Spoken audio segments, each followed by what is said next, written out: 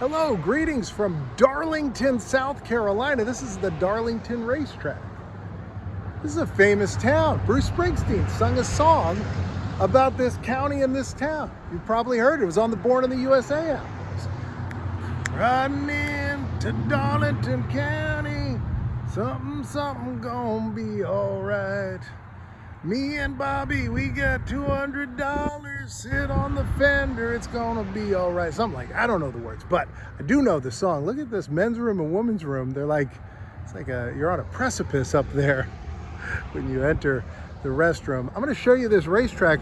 We're gonna be looking at locations from the movie Thunder in Carolina. Also, Days of Thunder had Cole Trickle's first win right here. We're also going to see where Tom Cruise got a speeding ticket in town. So this is going to be a fun one. Let's go take a look. Here you go. They've got a museum here. And in the front, they've got some of the notables. I recognize Richard Petty. Had his own thing at Disney. He looks so different there. I'm used to seeing him much older and with the big mustache. Dale Earnhardt. There it is, the track that was too tough to tame. Here's all the information on it. Yeah, there it is. The first race was here, September 4th, 1950. It says here, the egg-shaped track at the Darlington quickly gained a reputation as the track too tough to tame.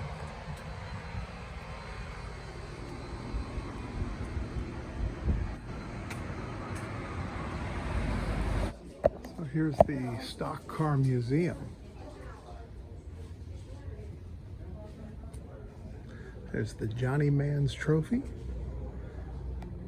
So it was presented to him in 1950 at the first Southern 500, which was right here in Darlington. And look at this car. Is this a replica? Wow, look at that. That is something. That is great.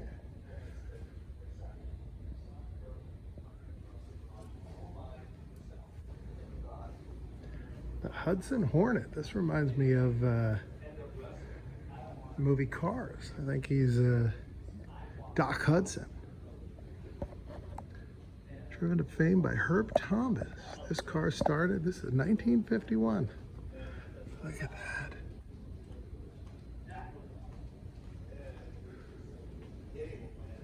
Fred Gaddy Chevrolet, Greensboro, 1957 Chevy. Look at that. Buck Baker. I love this. Darlington International Raceway.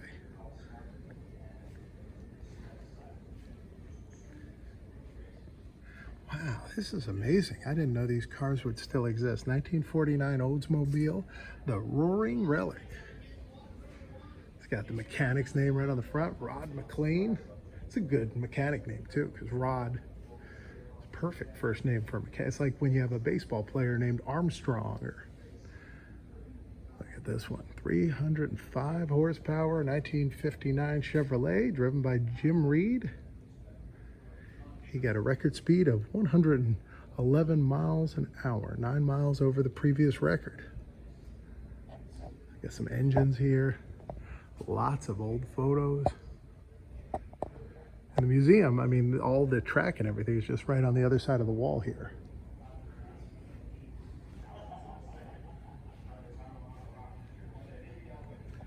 Richard Petty won his second Grand National Championship in this 1967. Look at this.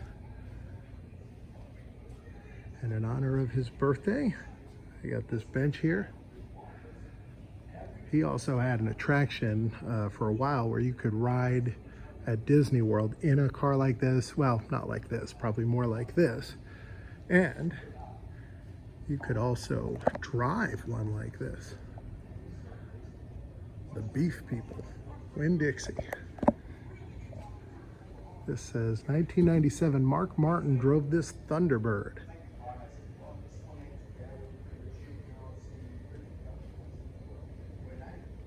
And here's a 2012 that was driven by Denny Hamlin. It's good to be a guy. I gotta say, that's true. As an actual guy named Guy. 2011 Tony Stewart car. Oh, look at this. So here's a chair. So this seat signed by two different drivers. I don't know who they are, but I'm sure they're important. And oh wow, this, I guess this is original park of the track. Look at this, part of the original finish line. It doesn't say do not touch. I'm wondering if I'm allowed to touch it. I'm just gonna sort of touch the finish line. That is pretty great. 1997, the track was flipped so that the start-finish line was moved to the north of the south stretch. This is the original start-finish line.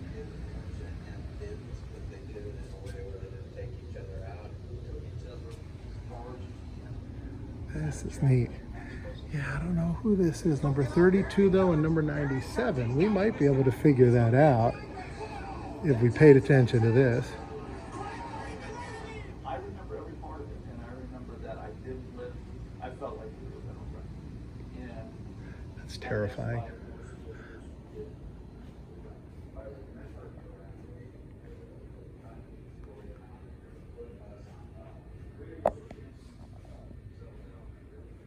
Yellow flag, race under caution. There's the green flag. Here's a 1993 Ford Thunderbird on loan from the Hall of Fame in Talladega. This was Davey Allison drove this before his death.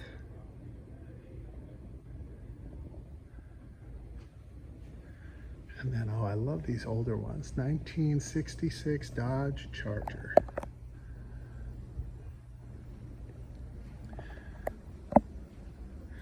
Here's a 1985 driven by Dale Earnhardt Sr.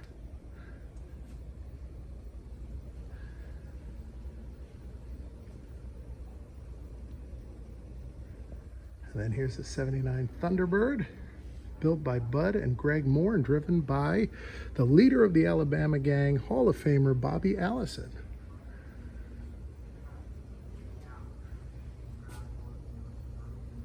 And it says here, this is the light. It says this lights the racetrack from the inside out. Interesting. And then here's a look inside. They've got a car that's kind of split here to show you how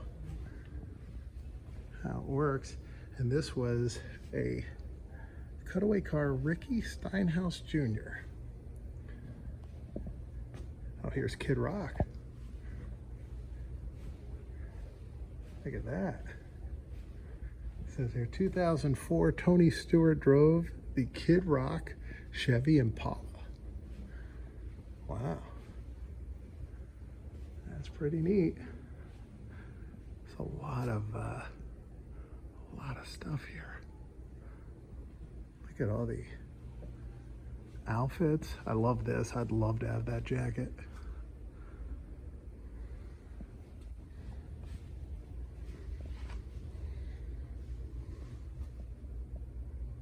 Man, Joe Weatherly's helmet and watches.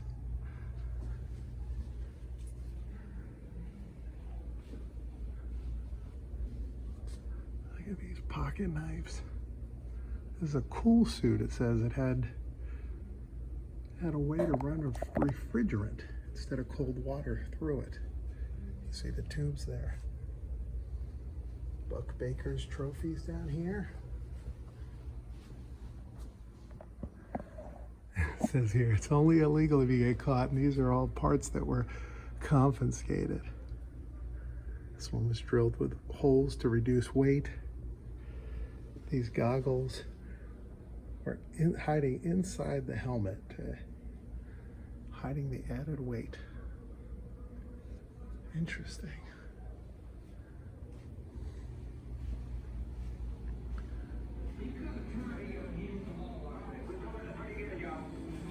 got a theater here.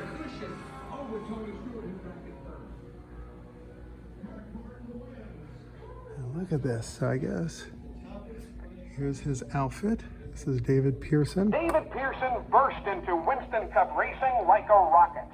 After winning the rookie title in 1960, Pearson teamed with Ray Fox to win the World 600 and 2 more events during his sophomore year. His career spanned 27 glorious seasons that saw him win 105 Winston Cup victories, second on the all-time win list, along with 3 championships. His tenure from 1972 through 1979 with the Wood Brothers skyrocketed his fame. He won 42 super speedway races and 51 pole positions with the Woods. They won an amazing 11 of 18 races in 1973. David Pearson was inducted into the NMPA Stock Car Hall of Fame in 1991. Above are his driving uniform and helmet. That is pretty cool. So they have one of these for each person. So if you come here, if you're a fan, or if you don't know anything, that's kind of what's neat about it, is you can learn about each one of these drivers.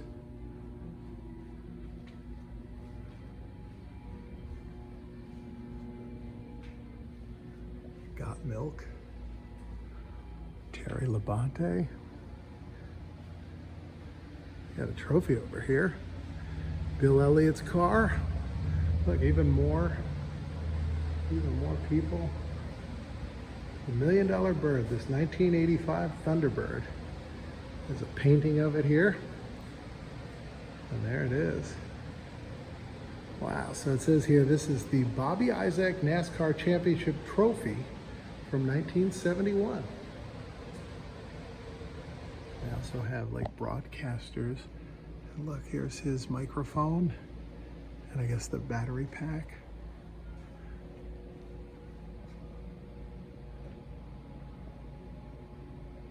It's really neat to see all this. Here's Kel Yarborough's outfit, and he was riding for Hardee's, which got its start here in the Carolinas. The first and second locations were in North Carolina. Wilbur Hardy was the founder.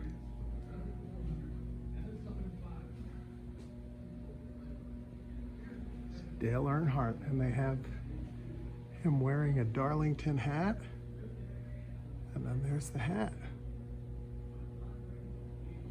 and the sunglasses.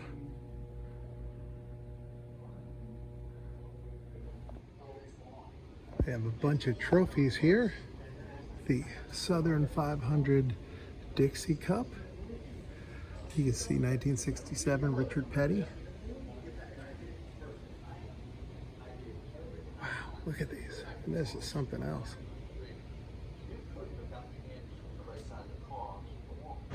Highly recommend that museum. $8. I spent way more there than you saw, and I could have spent another 2 hours there. There was just so much to see. I pulled over here because I wanted to give you guys a little better view of the racetrack itself. You can see into it a little bit here. You can see the seats and that Sunoco sign. Track goes around here.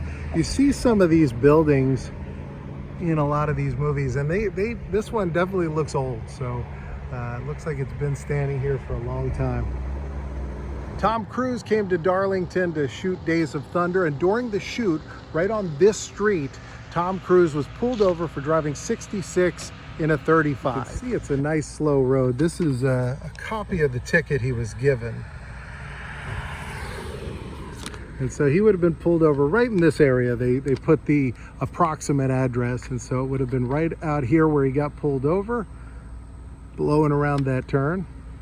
When he saw the judge actually reduced the ticket down. He paid about 125 bucks, and he had no points added to his license. But he didn't have to miss any days of filming. But he got a ticket right here in Darlington, right on this road. Behind me is the Darlington Motel. This motel features very prominently in the film Thunder in Carolina. The plot of the film, it's about a retired and injured race car driver played by Rory Calhoun, and he meets up with Race Gentry, who's a young guy who wants to be a top-notch race car driver. He's married to Connie Hines in the film, who was the wife of Alan Young's character on Mr. Ed. And all of the cast, including Alan Hale Jr., stayed at this motel when they were filming. But there are a number of scenes that were shot right here at the motel. This is a different sign than they had in the movie, but towards the end of the movie, they had a parade right here on the street, and you could see the sign in the shot, and you could see one end of the building. The building is like a big horseshoe. In the movie, she goes into the office here, then she walks down to the room right there.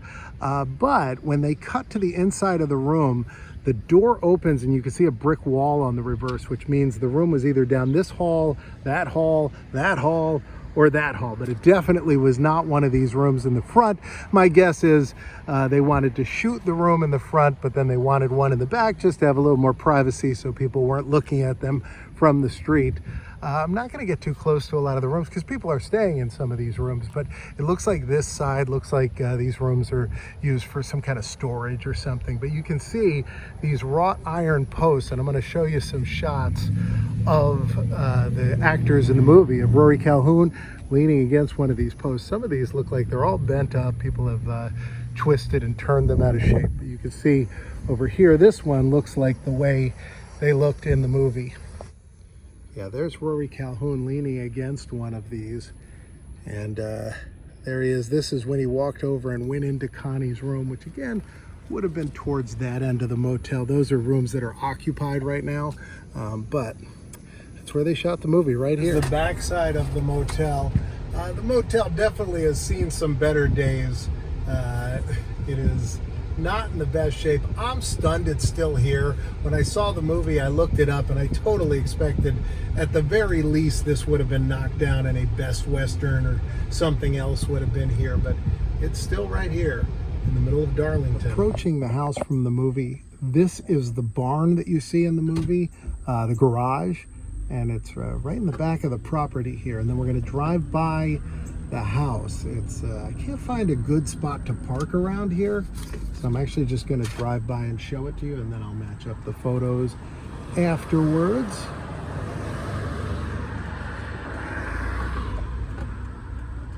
You can see they're doing all kinds of construction here, which is why I can't really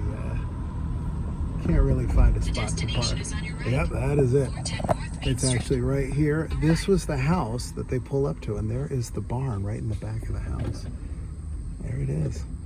Looks the same. Doesn't have the screened-in porch, but other than that, looks the same as it did. All right, I was able to find some parking way down the street and came back for you guys. I want to show you what it looked like matched up with what it looks like today. The problem is all the side streets are very narrow. A lot of them are just dirt roads, and so you can't park on the sides, and with all the construction, there was no place to park here. But now I'm parked, and I'll show you what it looks like. So here's a shot from the movie where they're towing the wrecked car back to the house, and the house is right here. You can see the screened-in porch, and back there you can see the garage, and the garage appears very heavily in the movie, and that's the same one in the same house right here on Main Street. I noticed on the sidewalk here there's some footprints of the past captured, some initials, some little messages, I think a bike tire too. Towards the end of the movie, they have the parade with the marching bands and clowns and cars and everything. And the parade would have gone right down this street. You actually see this building, which I think was the Bank of Darlington. And then you see all the buildings down here. There was a movie theater, I think right down there where H&R Block was, either this one or the second one. I think it was the second one. And there's just a bunch of different businesses all along this strip. But you can see these are all old buildings, and they're all still here. And they were all shown briefly in the movie as the band went down. And what's really neat about it is that all the locals would get to be extras for a scene like that, and they get to see a parade right here in their town for I need some new shots, for a race that wasn't really happening in a town that has a lot of races. Here is the courthouse where Tom Cruise was summoned to appear for his ticket here in Darlington. There's a sheriff car right out here. Some of these old buildings, you can see this one's all hollowed out, but it looks like they're doing their best to keep the original Main Street afloat.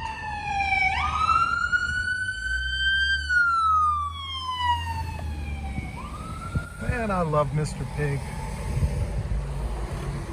It's got some smoked hams, $1.29 a pound. There's City Hall, right next to the building we're heading over to. I like that Pepsi sign there in the distance. It says this is the Darlington Memorial Center, built in 1889 by Charles McAuliffe.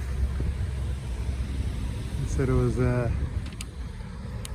chartered in 1946 as a memorial. However, in the movie Thunder in Carolina, it's the funeral home, and you see during the parade, you see everybody cheering and having fun inside, and then the driver who had lost his life, you see that the coffin is being carried in to the funeral parlor. And they would have been coming right down these steps right here. It says that it is open 8 to 4, so it's during business hours. And yeah, you can see we're right here. That'll do it for this one here from Darlington, right in front of this beautiful old building. Right now, a box is going to pop up here, and there's a box over there. You can choose either one. Filming locations on both. I hope you watch something. I'm going to go in and look at this building and that building and all the other buildings. Maybe I'll go to the Piggly Wiggly and buy something. I'll see you next time. Take care.